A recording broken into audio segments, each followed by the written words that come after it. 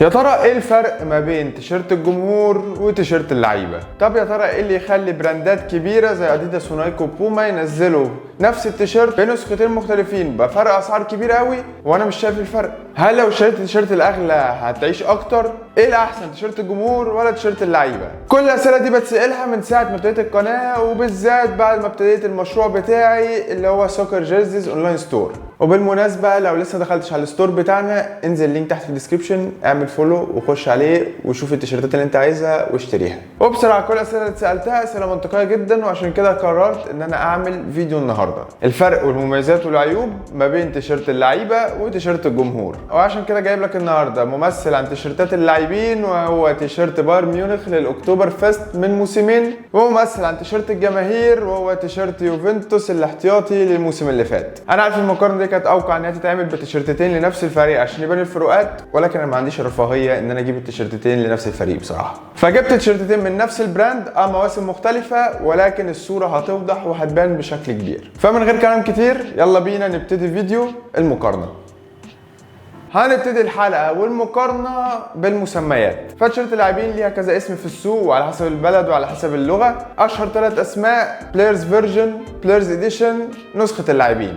اما عن تيشيرت الجماهير فليها 4 اسماء، هم فانز فيرجن، فانز اديشن، ستاديوم فيرجن، ونسخه الجماهير. بعد كده تفاصيل التيشيرت اللي بتختلف ما بين نسخه اللاعبين ونسخه الجمهور. فعلى حسب المثال اللي معانا لو في اديداس فهنبتدي نتكلم عن ال3 خطوط اللي موجودين على الكتفين. ففي نسخه الجماهير بنلاقي الخطوط ملزوقه كده ومطبوعه، على عكس تيشيرت الجماهير اللي هنشوفها كمان شويه. ونفس الحاجه لشعارات اديداس والفرق. ولو جينا اتكلمنا عن شعارات الفرق في تيشيرتات البلايرز اديشن فهنلاقي ان اللوجوهات بتبقى ملزوقه كده وبارزه عن التيشيرت وليها ملمس مختلف كده عن الطبيعي. دي كانت الشعارات والتفاصيل بتاعت التيشيرتات البلايرز اديشن، ولكن الوضع في تيشيرتات الجماهير مختلف شويه. فمثلا بنلاقي لوجو اديداس متخيط كده في التيشيرت مش مطبوع، ونفس الحاجه اللوجو الفريق اللي بيكون متخيط وماسك نفسه كده وقوي مش مطبوع وبارز عن التيشيرت. وخطوط اديداس في التيشيرتات الفانز اديشن بتبقى عاده متخيطه كده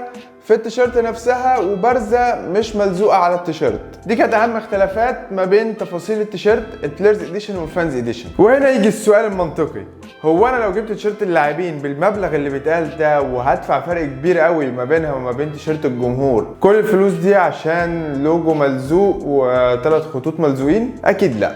ولكن خامة وتلبيس التيشيرت هو جزء كبير جدا من غلو تيشيرت اللاعبين عن تيشيرت الجمهور. الخامة في تيشيرتات اللاعبين اعلى في كل حاجة حتى في التفاصيل، وخامة وكواليتي التيشيرت ازاي خفيفة ورفيعة لدرجة ان انت غالبا ممكن تكون شايفني دلوقتي من جوه التيشيرت، على عكس تيشيرت الجمهور اللي معمولة اساسا للجمهور انه يقعد بيها في الاستاد ويتفرج على الماتش، مش مجهزة 100% او مش معمولة بهدف 100% ان يتلعب بيها كورة. طبعا الكلام ده للناس المحترفين مش لينا خالص. ولكن في تيشيرت الجمهور عمرك ما هتشوفني من الناحيه التانيه، والخامه زي ما انت شايف هتكون تقيله شويه ومش فيزبل قوي او ما فيهاش فتحات التيشيرتات اللاعبين اللي بتساعدهم ان هم يكونوا مرتاحين وجسمهم يتحرك بسهوله والعرق يطلع بسرعه، والكلام اللي هو التكنيكال قوي او المتخصص قوي اللي مش بتاع الجمهور.